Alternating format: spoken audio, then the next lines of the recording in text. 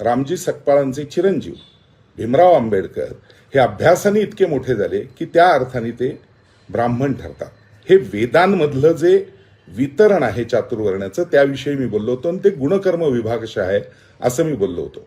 त्यातलीच 2 वाक्य काढून आज पुन्हा काही लोकांची मनं कलुषित करण्याचा प्रयत्न केला जातोय. मला प्रामाणिकपणे एवढंच सांगायचंय, गेली 40 वर्ष या जीवनात वावरत असताना भारतरत्न डॉक्टर भीमराव आंबेडकर असतील, हिंदवी स्वराज्य संस्थापक छत्रपती शिवाजी महाराज असतील, स्वामी विवेकानंद असतील, श्रीमंत थोरले बाजीराव पेशवे असतील, स्वातंत्र्यवीर सावरकर असतील, अनेक विषयांवर मी जगभर व्याख्यानं देतो आणि ती अत्यंत या सर्व व्यक्तिमत्वांपुढे नतमस्तक होऊनच देतो. तरीही हे का केलं जातंय याविषयी मी मात्र अनभिज्ञ आहे.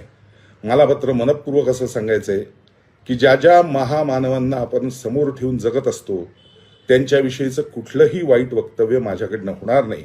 आणि जर कुणाला तसं वाटत असेल की माझ्याकडनं झालंय तर त्याबद्दल आत्ताही पुन्हा एकदा मी जाहीर माफी मागतोय. लक्षात ठेवा, राहुल सोलापूरकर हा एक प्रामाणिक भारतीय आहे. माझ्याकडनं असा कुठल्याही महाव्यक्तिमत्वाला कलुषित करण्याचा प्रयत्न स्वप्नात सुद्धा होऊ शकत नाही.